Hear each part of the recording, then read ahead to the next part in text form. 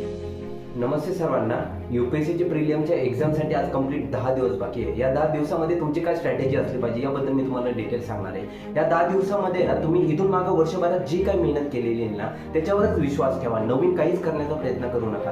कारण की काय माहिती आहे का, तुम्ही या 10 दिवसामध्ये फक्त स्वतःवर विश्वास ठेवा, स्वतः काम राहण्याचा प्रयत्न करा आणि याच्यामध्ये 24 तासामध्ये ना जास्तीत जास्त वेळ म्हणजे ऍटलीस्ट तुम्ही स्वतःसाठी ना 3 ते 4 तास द्या. त्याच्यामध्ये स्वतःचं इंट्रोस्पेक्शन करा. आपलं काय काय चुकतं, आपलं काय मिस्टेक होऊ शकतं इन फ्युचरमध्ये एक्झामच्या पॉईंट ऑफ व्ह्यूने तुम्ही याच्यावर काम करा. आणि नंबर सेकंड काय माहिती आहे का, तुम्ही मागच्या 5 वर्षाचं PYQ सॉल्व्ह करण्याचा प्रयत्न करा आणि ते सॉल्व्ह नुसतं करू नका, नेमकी एक्झॅक्टली कशा पद्धतीने क्वेश्चन पडलेला आहे आणि ते कशा पद्धतीने टॅकल करायचं आहे एक्झॅक्टली तिथं काम करा. तुम्ही तिथं काम करणार ना तुम्हाला एक्झामच्या पॉईंट ऑफ एक्झामची जी फिअर आहे ना ती 100% निघून जाणार आहे.